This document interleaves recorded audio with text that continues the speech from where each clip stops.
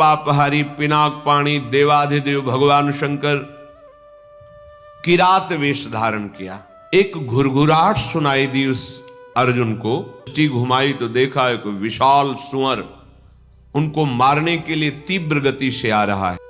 राधा बल्लभ श्री हरिवंश। तो आइए पूज्य श्री प्रेमानंद जी महाराज के मुख से सुनते हैं कि आखिर क्यों हुआ था अर्जुन और महादेव के बीच भयंकर युद्ध। भगवान व्यास देव जी के द्वारा दी हुई प्रतिस्मृति विद्या जब अर्जुन को प्रदान करी, अर्जुन समस्त ब्रह्म ऋषियों की वंदना करके देवराज इंद्र की प्रसन्नता से ही दिव्यास्त्र प्राप्त होंगे ऐसी भावना से इंद्रकील पर्वत पर पहुंचे। वहां एक वृद्ध ब्रह्म ऋषि रूप में देवराज इंद्र ही बैठे थे। उनका तिष्ठ तिष्ठ, रुक जाओ, आगे मत जाओ, आगे अस्त्र शस्त्र ले जाने लायक देश नहीं है, यहां सब दिव्य सिद्धों का देश है। तुम अपना ये धनुष फेंक दो, ये तूणीर फेंक दो और सावधान होकर आगे जाओ। उन्होंने कहा नहीं, ये गांडीव धनुष परम पूजनी परम पावन है, मैं इसे तो नहीं फेंक सकता हूं। अगर इसे तुम फेंक दोगे तो जिस लोक का सुख चाहोगे वो सुख हम प्रदान करेंगे। नहीं, मुझे कोई लोक का सुख नहीं चाहिए, मैं जिस हेतु से जा रहा हूं उसमें इस अस्त्र की आवश्यकता है। यहां एक संकेत मिलता है कि अगर आपने लक्ष्य बना लिया है उच्च कोटि का, भगवत प्राप्ति, भजन करना, धर्म से चलना, सत्य से चलना, तो आपकी परीक्षा होगी। उस मार्ग से हटाने के लिए प्रलोभन आएगा। आपको उस प्रलोभन में अपनी निष्ठा को नहीं छोड़ना है। अगर छोड़ दिया तो गए। भय भी आ सकता है, भयानक भय आ सकता है, पर अगर आप अपनी निष्ठा पे रहे तो भय केवल दिखावा होगा, आपको दुख नहीं दे सकता। प्रकट हो गए देवराज इंद्र और कहा मैं कोई ब्रह्म ऋषि नहीं हूं, मैं त्रिभुवनपति देवराज इंद्र हूं। तुम अपनी निष्ठा में अचल रहे, क्या चाहते हो? तो कहा मैं आपके द्वारा दिव्यास्त्र चाहता हूं। वो तो तभी प्राप्त हो सकते हैं जब देवाधिदेव भगवान शंकर का दिव्य अस्त्र तुम्हें प्राप्त हो, उनका साक्षात्कार हो, फिर हम समस्त लोकपाल अपने अपने दिव्यास्त्र आपको दे देंगे। अर्जुन ऐसा सुन ही रहे थे कि देवराज अंतर्धान हो गए। अब विचार किया कि मुझे प्रथम महादेव जी की आराधना करनी चाहिए। तपस्या के लिए दृढ़ निश्चय करके बड़ी उतावली के साथ चले और एक भयंकर कंटकाकीर्ण वन में पहुंचे, जहां समीप में सुंदर नदी प्रवाहित हो रही थी। हिमालय का शिखर है, पवित्र शीतल वायु चल रही है।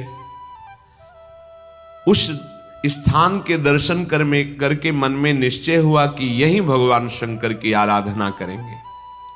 महातेजस्वी दृढ़ संकल्प वाले अर्जुन ने उस प्रदेश में तपस्या में संलग्न होने के लिए स्थान चयन किया और कुशा की लंगोटी लगाई। कुशा बहुत दुखद होता है, छू जाए तो त्वचा को चीर दे। लंगोटी लगाई और एक दंड समीप में रख लिया और अपने गांडीव धनुष और तूणीर को वृक्ष की डाल पे से टांग दिया और हाथ जोड़कर भगवान शंकर की स्तुति करके निरंतर भजन में लग गए, निरंतर महादेव जी के चिंतन में निमग्न। दोनों भुजाएं उठाए हुए, कोई सहारा नहीं, पैर के अंगूठे के अग्रभाग पर खड़े होकर के भगवान शिव के मंत्र का जप करते हुए, आकाश की तरफ दृष्टि रखे हुए एकाग्र चित्त से उपासना कर रहे हैं। तदनंतर अर्जुन की भयंकर तपस्या को देख करके वहां रहने वाले जितने ब्रह्म ऋषि थे सब भगवान पिनाक पाणी महादेव जी के समीप गए और महादेव जी को प्रणाम करके कहा, देवाधिदेव अर्जुन आपके लिए महान तपस्या से युक्त होकर के उपासना कर रहे हैं। हिमालय के पृष्ठभाग में स्थित होकर ऐसी उग्र तपस्या कर रहे हैं कि यदि आपने उनको सांत्वना न दी जो वो चाहते हैं तो दिशाओं में आग पैदा हो जाएगी उनके तप से। हे देव देवेश्वर, हम लोग कुछ समझ नहीं पा रहे कि उनको कैसे शांत करें। वे अपनी तपस्या का संताप प्रकट कर रहे हैं। हम महर्षि जन चिंतित हैं कि यदि वो ऐसी तपस्या में रहे तो आग पैदा हो जाएगी। जैसे ध्रुव जी ने अपनी प्राणवायु बंद कर ली तो त्रिभुवन की प्राणवायु बंद हो गई, तत्काल भगवान को आना पड़ा। पवित्र चित्त वाले इन महर्षियों की जो सदा सबको सुख देने में तत्पर रहते हैं, उनकी बात सुनकर भगवान देवाधिदेव महादेव ने कहा, महर्षियों, मुझे पता है, तुम विषाद मत करो। अर्जुन की तपस्या किसी को कष्ट देने के लिए नहीं है। अर्जुन के मन में जो संकल्प है वो मैं जान रहा हूं। वो किसी लोकांतर के भोग की इच्छा से तपस्या नहीं कर रहे हैं। उन्हें जो पाना है वो मैं प्रदान करूंगा। तुम सब शांत चित्त होकर अपने अपने भजन में लगो जाकर। भगवान शंकर का ये वचन सुनकर जितने ब्रह्मर्षि आए हुए थे सब प्रणाम करके अपनी अपनी कुटिया को गए। उन महात्माओं के चले जाने के बाद सर्व पापहारी पिनाक पाणी देवाधिदेव भगवान शंकर किरात वेश धारण किया। दिव्य कांति धनुष बाण धारण किए हुए, मृगचर्म धारण किए हुए, और भगवती उमा भी उसी भेष में साथ में, और साथ में उमा के साथ बहुत सी देवियां और महादेव जी के साथ उनके गण, पर सब किरात वेश में। जे ही भगवान शिव इस वेश में वन में प्रवेश किए तो सारा वन शांत हो गया। खग मृग पशु पंछी वायु जल सबका कोलाहल शांत हो गया, आवाज बंद। एक घुरघुराहट सुनाई दी उस अर्जुन को। आकाश दृष्टि करके मंत्र जप कर रहे थे, दृष्टि घुमाई तो देखा एक विशाल सुअर उनको मारने के लिए तीव्र गति से आ रहा है। तत्काल अर्जुन ने अपने गांडीव धनुष को उठाया और प्रत्यंचा चढ़ाकर टंकार की, जिसकी ध्वनि उस शांत वन में गूंज गई। अर्जुन ने कहा, ऐ शुकर, मैं तपस्या में लगा हूं, किसी को कष्ट नहीं दे रहा हूं, फिर भी मुझे मारना पड़ेगा, क्योंकि तो बिना अपराध के मुझे मारने के लिए आ रहा है। सुदृढ़ धनुष वाले अर्जुन को प्रहार के लिए उद्यत देखकर किरात रूपधारी भगवान शिव ने सहसा रोका। ऐ वीर, इस शूकर को मैंने पहले शिकार रूप में निश्चित कर लिया है, तुम अपना बाण मत चला देना। परंतु अर्जुन ने किरात के वचन की अवहेलना करके तत्काल भयंकर बाण के द्वारा उस शूकर को बेध दिया। जैसे अर्जुन का बाण वैसे ही किरात वेशधारी भगवान शिव का बाण भी उसी जगह लगा। दोनों के छोड़े हुए बाण से सुवर्ण रूप त्याग करके मूक दानों विशाल पर्वत की तरह वो अपने असली स्वरूप में आकर प्राण त्याग कर गिर पड़ा।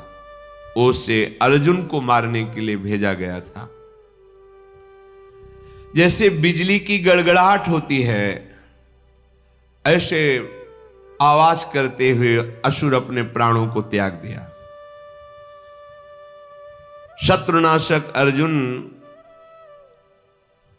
उस तेजस्वी की रात को देखा जो कुछ दिव्य स्त्रियों से घिरे हुए थे। अर्जुन ने कहा, तुम कौन हो और यहां स्त्रियों के साथ क्यों घूम रहे हो? क्या आपको मालूम नहीं कि भयावह वन है? और क्या तुम्हें वन के सिद्धांत का भी ज्ञान नहीं है? जब मैंने लक्ष्य संधान कर दिया तो तुमने बाण क्यों मारा? ये मेरे पास आया था, मेरे को मारने के लिए आया था, मैंने इस पर बाण संधान किया, तो तुम मेरी वीरता का तिरस्कार करके इस पर बाण संधान क्यों किया? इसका उत्तर दो, नहीं तो मैं तुम्हें जीवित नहीं छोड़ूंगा। अर्जुन ने ऐसा किरात से कहा। ये मृगया का धर्म नहीं है जैसा आपने किया है। तुम पर्वत निवासी हो, उत्तर दो, नहीं तुम्हें जीवन से वंचित कर देता हूं अभी। अर्जुन के इस प्रकार कहने पर किरात भगवान जोर जोर से हंसने लगे और कहा, बहुत वीरतापूर्व तुम वाणी भी बोलते हो और वीर भी हो, पर मुझे वन में इसलिए कोई भय नहीं लगता कि यही मेरा घर है। वनवासी हूं, किरात हूं, किंतु जब मैंने कह दिया था कि तुम बाण मत चलाना, ये मेरा लक्ष्य है, तो तुम्हारा साहस कैसे इतना हो गया कि मुझ वनवासी की आज्ञा का उल्लंघन करके तुमने बाण संधान कर दिया। तुमने दुष्कर कर्म किया, ये मुझे पसंद नहीं आया। और तुम जो कहते हो कि मुझे जीवन से हाथ धोना पड़ेगा, तो पहले बल का निर्णय कर लेना चाहिए, फिर बाद में निश्चय होना चाहिए। तुमने हमारे बल का निर्णय तो किया नहीं। क्या तुम जानते हो हम में कितना बल है? किरात वेशधारी भगवान ने कहा। अर्जुन ने कहा, तुम्हारे जानने की हमें कोई आवश्यकता नहीं है, मुझे तुम जान लो।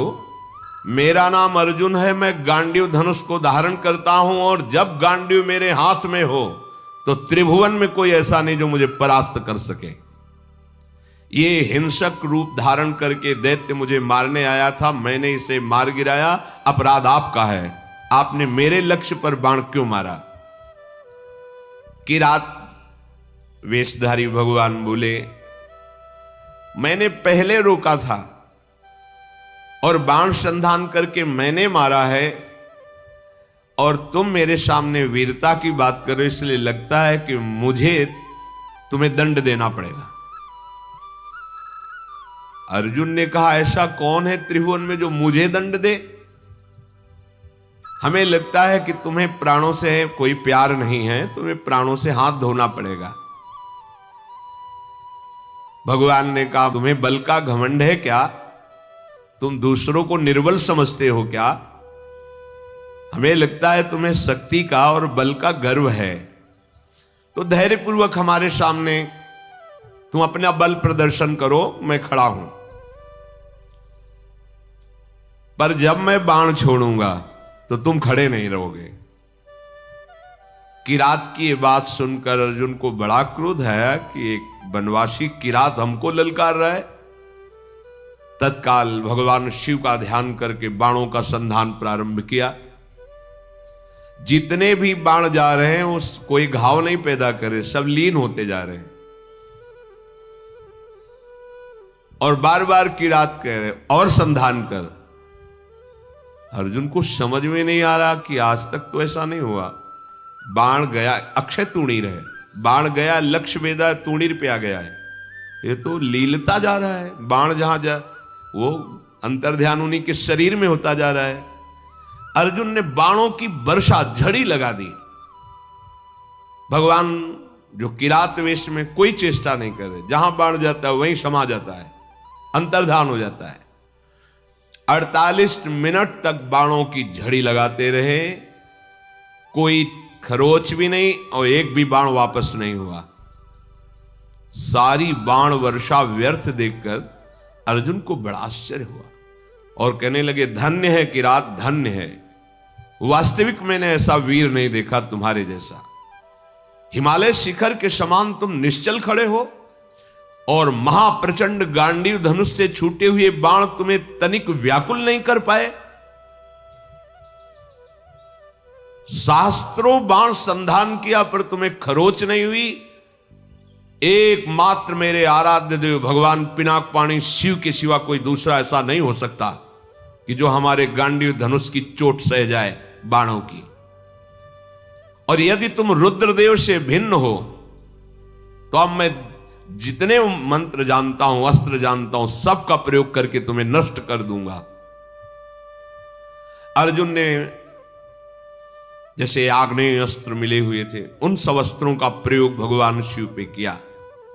सैकड़ों दिव्य अस्त्रों का प्रयोग किया पर सब अंतर्धान जा करके शांत हो जाते हैं।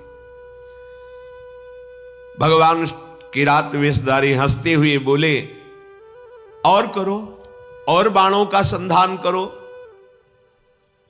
अर्जुन ने देखा अब तूणीर में एक भी बाण नहीं रह गया। तो उन्होंने विचार किया कि भगवान अग्निदेव जी के द्वारा ये दिए हुए खांडो प्रस्थ जलाने के लिए तूणीर थे, इनका अक्षय शब्द नाम है। अर्थात कभी खाली ही नहीं होंगे। कर्तुम अकर्तुम अन्यथा कर्तुम सर्व समर्था सा ईश्वर, देवों के भी देव महादेव, एक भी बाण तूड़ीर में नहीं बचा, सारे बाण नष्ट हो गए। अब मैं क्या करूं? ये तो मेरे बाणों को ही लील जा रहा है, तो मैं इस प्रचंड बलशाली धनुष के प्रहार से मारूंगा, धनुष की कोटि से। ऐसा विचार करके अर्जुन ने अपने प्रचंड गांडीव धनुष से प्रहार किया। गांडीव धनुष भी लीन हो गया। फिर उनका देखो, मुझे थोड़ा समय दे दो, अगर तुम युद्ध के नियमों को जानते हो तो मैं कह रहा हूं थोड़ा समय दे दो, फिर मैं तुमसे युद्ध करूंगा। छोड़ दिया, और करके देख लो। तत्काल वहीं की मिट्टी एकत्रित की और उसे लिंगाकार किया। बन था ही, कुछ पुष्प लिए, माला और पुष्प, और हाथ जोड़कर भगवान शंकर की आराधना की, भगवान शंकर का स्तवन किया। भगवान शिव का स्तवन करके जे ही माला शिवलिंग पे डारी, तेही किरात पर वो माला पहुंची, मस्तक में किरात के। ओहो, ये देख करके अर्जुन आनंद से उल्लसित हो गए, साष्टांग चरणों में गिरे, बोले प्रभु यही मैं सोच रहा था कि ऐसा त्रिभुवन में कौन वीर है जिसकी भुजाओं में आकर मैं निकल ही नहीं पाया, जिनके प्रहार से मेरे अंग अंग शिथिल हो गए। किरात रूपधारी भगवान शिव के चरणों में अर्जुन पड़े हुए, भगवान शिव ने अपनी महान भुजाओं से उठाया। सर्व पापहारी भगवान भव अर्थात महादेव बहुत प्रसन्न हुए और गंभीर वाणी में कहा, अर्जुन कोई ऐसा है ही नहीं तुम्हारे जैसा वीर जो मेरी भुजाओं के प्रहार को सह सके। तुम्हारा पराक्रम, तुम्हारा शौर्य, तुम्हारा धैर्य अद्वितीय है। मैं बहुत प्रसन्न हुआ। मेरा स्पर्श सबको सहज में नहीं प्राप्त होता है, मेरा स्पर्श प्राप्त हो गया। अब तुम्हारा शरीर दिव्य है, अब तुम इसी शरीर से जिस लोक में चाहो जा सकते हो। तुम्हारा तेज कोई सह नहीं सकता है। आज से तुम्हारा पराक्रम अद्वितीय है। महाबाहो, मेरी ओर देखो और प्रसन्न हो। देखो, मैं तुम्हें दिव्य दृष्टि देता हूं, तुम मेरे स्वरूप को देखो। भगवान शिव ने जब ऐसा कहा तो अर्जुन के सामने अब किरात रूप नहीं, देवाधिदेव महादेव जो किरात वेश में स्त्री स्वरूप में साक्षात त्रिभुवन सुंदरी अंबा और उनकी दासियां और भगवान शिव के गण, बार बार अर्जुन जी ने पूरे शिव परिकर को प्रणाम किया और कहा, तुम युद्ध में अपने शत्रुओं पर जो विजय चाहते हो तो आज के बाद कोई देवता भी तुम्हें परास्त नहीं कर सकता। मनुष्यों की तो बात जाने दो, मैं तुम्हारे हृदय की बात जानता हूं, तुम मुझसे क्या चाहते हो। लो, विश्व विनाशक पाशुपतास्त्र मैं तुम्हें प्रदान करता हूं। ये वो अस्त्र है जिसको कोई भी अस्त्र कुंठित नहीं कर सकता और एक क्षण में पूरे त्रिभुवन को भस्म करने की सामर्थ्य मेरे इस अस्त्र में है, पाशुपतास्त्र। तदनंतर